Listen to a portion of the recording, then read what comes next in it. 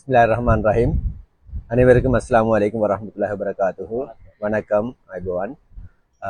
இன்றைய வெள்ளிக்கிழமை நாள் அனைவருக்கும் ஒரு நன்னாளாக அமைய வல்ல இறைவனை பிரார்த்தித்தவனாக எங்களது ஜஹீரின் 90 நண்பர்கள் வட்டத்தின் வெள்ளிக்கிழமை அதிகாலை நேர சைக்கிள் சவாரி, அதைத் தொடர்ந்தான வைத்திய ஆலோசனை. இன்று நாங்கள் இந்த தொற்றா நோய்களில் ஒரு பெரிய ஒரு ப்ராப்ளம் என்னென்னா, அந்த தொற்றா நோய்களால் உபாதைக்குள்ளாகிற ஆட்களை பார்க்குற டைமில் அவங்க அந்த கிளினிக்கில் ஃபாலோ அப் இல்லாத ஆட்கள் தான் கூட அந்த தொற்றா நோய்கள பாதிப்புகளுக்கு உள்ளாகிறாங்க. கிட்னியால் பாதிக்கப்படுற, பாரிசமாதம் மாறுறது, அப்படி கண் பிரச்சனை, இதெல்லாம் பார்க்குற டைமில் இந்த கிளினிக்கில் ஒழுங்காக ரெக்கார்ட் மெயின்டைன் பண்ணி கிளினிக் வர நோயாளிகள் அந்த உபாதைக்கு உள்ளாகிற வீதத்தை விட அந்த ப்ரைவேட்ல சும்மா துண்டை வச்சுக்கிட்டு குடிக்கிற அப்படி சில ஆட்கள் இருக்காங்க. இப்போ கிளம்புல கொண்டே காட்டினேன், இந்தியாவுக்கு போன டைமில் அங்கே காட்டினேன்னு சொல்லி வச்சுக்கிட்டு அந்த ரெக்கார்டு வச்சு அவங்க தானே அதை ஃபார்மசியில் எடுத்து குடிச்சு கொள்வது. ஒரு ஃபாலோ அப் ஒன்று இல்லை. அப்படி இல்லாமக்கு பாவிக்கிற ஆட்களுக்கு இந்த உபாதைகள் கூட வருது. அதிலே உண்மையாக அந்த இளம் ஒரு நடுத்தர வயதுள்ள ஆட்களுக்கு கூட பாதிக்குது. இப்போ கடும் வயதான ஆட்கள் எல்லாம் ஹாஸ்பிட்டலில் மாதம் விடிய கிளினிக்கு வராங்க, கொப்பியோட வராங்க. அவங்க நல்ல ஆரோக்கியமாக இருக்காங்க. அவங்களோட எல்லா ரிப்போர்ட்டுகளும் நோமலாக இருக்கி, உபாதைகள் இல்லை. ஒரு 50-45 அப்படி வயசுக்குட்பட்ட ஆட்கள் பாதிப்புகளுக்குள்ளாகிறாங்க கிட்னி. அப்போ உண்மையாக இது பார்க்குற டைமில் என்னென்னு சொல்லிச்சுன்னா, இந்த தொற்றா நோய்ங்கிறது நம்மளுக்கு நம்ம இறக்கும் வரையில் நம்மளோட உடம்புல அது இருக்க போகிறது. இந்த சீனி, ப்ரெஷர், கொலஸ்ட்ரால், அப்படி வார வருத்தம் எல்லாம் தொடர்ச்சியாக நம்மளோட இருக்க போகுது. மூச்சு வருத்தம், ஆஸ்மா, அதெல்லாம். அப்போ நாங்கள் என்ன செய்யணும்னு சொல்லிச்சோன்னா, நாம் இருக்கும் காலம் வரையில் அதை கட்டுப்பாடில் வச்சிருந்தா நம்மளுக்கு அந்த உபாதை வராது.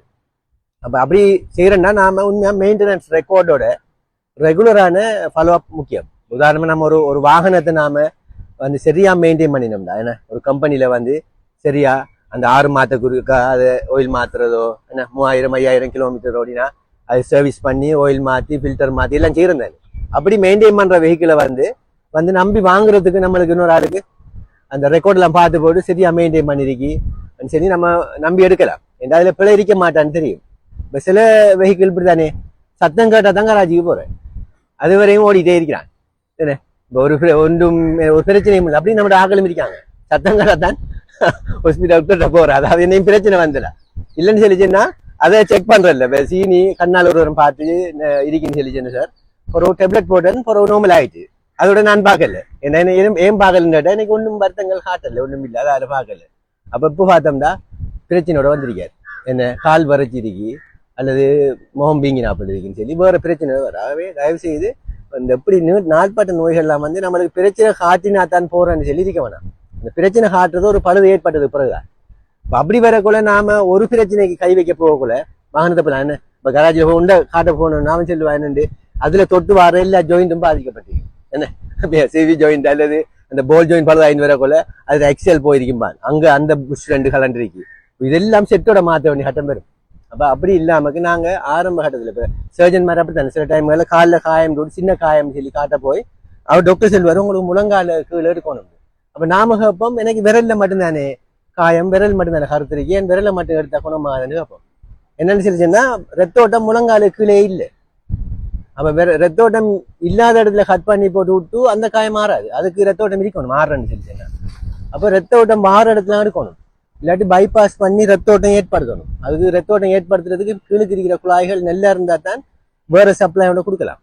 இப்போ கீழுக்கு ரத்தோட்ட குழாயெல்லாம் பழுதாக இருந்தால் புது ரத்த குழாய் காயத்துக்கு அனுப்பலாம். ஏன்னா அதுக்கு போகிற ரத்த குழாயெல்லாம் சின்ன சின்ன குழாய். இப்படி எங்களோட பொடியில் உபாதைகள் ஏற்படாமல் இருக்கிறேன்னா நாங்கள் மெயின்டைன் பண்ணணும், ரெக்கார்ட் மெயின்டைன் பண்ணணும்.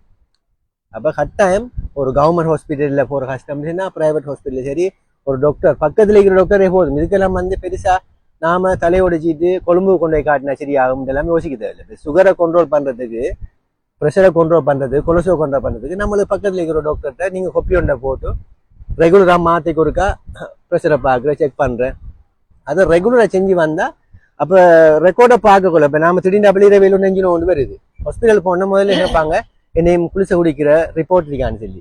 ஏன்னா டாக்டருக்கு இமீடியட்டாக ட்ரீட்மெண்ட் ஸ்டார்ட் பண்ணுன்னு சொல்லிச்சுன்னா நம்மளுக்கு தேவை என்னன்னு சொல்லிச்சுன்னா அந்த ஃபாலோ அப் தேவை. இப்போ இருக்கிற வருத்தம் அந்த பாதிப்பால் வந்திருக்கான்னு பார்க்கணும். அப்போ ஒரு 1 இயராக ஒரு பிளட் சுகர்லாம் குறையத்தா இருந்திருக்கு. நான் போன மாதம் கொலஸ்ட்ரால் பார்த்திக்க, அதாவது நார்மல், கிட்னி செக் பண்ணிக்க. அப்போ இவர் பொடி அந்த அளவு பெரிய பிரச்சனைக்கு இல்லை, குயிக்காக வேறு ஒரு ட்ரீட்மெண்ட் ஸ்டார்ட் பண்ணலாம். இல்லைன்னு சொல்லிச்சுன்னா அந்த எமர்ஜென்சிக்கு எல்லா டெஸ்ட்டும் எடுத்து அதுக்கு போறதுதான் சரியான ட்ரீட்மெண்ட் நம்ம கொடுக்கக்கூடிய மாதிரி இருக்கும். ஆகவே தயவு செய்து இப்படி இந்த நாள்பட்ட நோய்க்கிறார்கள் எல்லாரும் கட்டாயம் ஒரு மெயின்டைன் ரெக்கார்ட் வச்சுக்கொள்ளுங்க.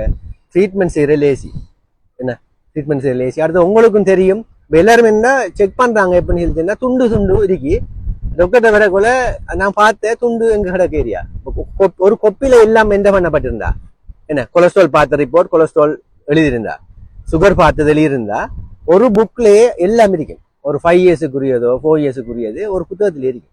அப்ப இது கட்டாயம் முக்கியமான விஷயம். இதை நீங்க நம்ம எல்லாரும் அதை மெயின்டைன் பண்ணணும் சொல்லிச்சுன்னா அந்த பிரச்சனை வராது. மற்ற இன்னொரு விஷயத்தை நான் தொட்டு சொல்றேன்னா, இப்போ நேற்று ஒரு பேஷண்ட் ஒரு போர்டில் இருந்தேன். இப்போ சில ஆக்களுக்கிட்ட ஒரு பிள்ளையான நம்பிக்கை வந்து டயபெட்டிக் பேஷண்ட் நம்பிக்கை வந்து இருந்துச்சுன்னா, அந்த சுவப்பரிசி சோறு சுவப்பு இடியாப்பம் வந்து நம்ம எவ்வளவு சாப்பிடலாம் அப்படின்னு நினைக்காங்க. அது மருந்து இல்லை.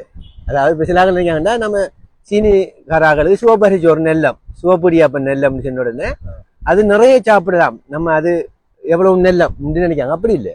அதை வெள்ளரிசி சோறை விட சிவப்பரிசி சோறுல வந்து சீனி அளவு குறைய. ஏன்னா அதுல மேலுக்கு அந்த தவிடு இருக்கிறதால அது ஃபைபர் கூட. அப்ப நம்மளுக்கு டிரெக்டா எல்லா அந்த கார்போஹைட்ரேட் எல்லா மாப்பொருளும் உறிஞ்சப்படாது. அந்த ஃபைபரோட அந்த கழிவாகவும் கொஞ்சம் போயிடும். அப்ப அகத்துறிஞ்சப்படுற விதம் குறைய. அடுத்த கூட நேரத்தைக்கு சமீபாட்டுக்காக வந்து அரைச்சிட்டு இருக்கும். அப்ப டக்குண்டு வராது சுகர் இந்த சிவப்பரிசி சோறு சிவப்படியாப்பத்துக்கு. மற்றும்படிக்கு நாம அதை எடுத்தா சீனி குறையும் நினைச்சுகள் கூட சாப்பிட்றப்படா. அப்படி அந்த பிள்ளையான சில இதுகள் இருக்கு. நெல்லம் சொன்னதுக்காக வந்து நான் நெல்லை சாப்பிட்றேன், சூப்பர் சேர்த்து நல்லா நிறைய சாப்பிட்றேன், சுகர் வந்து குறையாது. அப்ப அதையும் இந்த சந்தர்ப்பத்தில் நான் கூறி அதையும் நாம அந்த அளவோட சாப்பிட வந்துச்சுன்னா ஒரு காவாசி, ஒரு பிளேட்ல காவாசி தான் அந்த ரைஸுங்கிறது மாப்பொருளுங்கிறது ஒரு பிளேட்ல டயபெட்டிக் ஆகலுக்கு வந்து ஒரு பிளேட்ல காவாசி 400 பங்குக்கு தான் அந்த ரைஸ் வச்சு சாப்பிட கேட்டு விடைபெறுகின்றேன். நன்றி. அஸ்ஸலாமு அலைக்கும்.